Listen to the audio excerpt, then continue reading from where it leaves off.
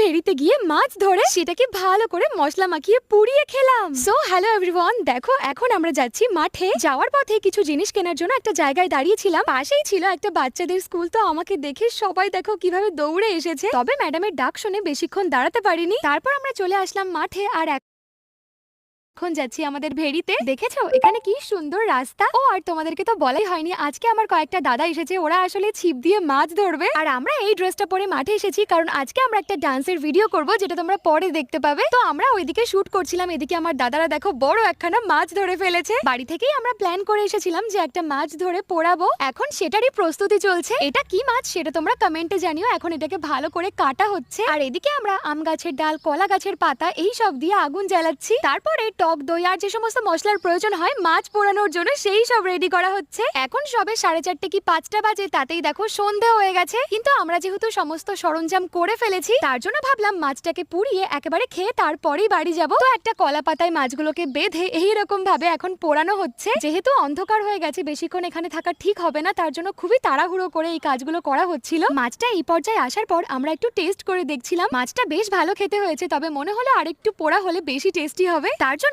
আবার মাছটাকে পোড়ানো হচ্ছে। এদিকে পাশের ভেড়ি থেকে শেয়াল ডাকছে। তো ভয়ে ভয়ে আমরা মাছটা খেয়ে তাড়াতাড়ি করে বাড়ি চলে আসি। আমাদের আজকের এই অ্যাডভেঞ্চারটা তোমাদের কেমন লাগলো অবশ্যই কমেন্টে জানিও। আজকে আমরা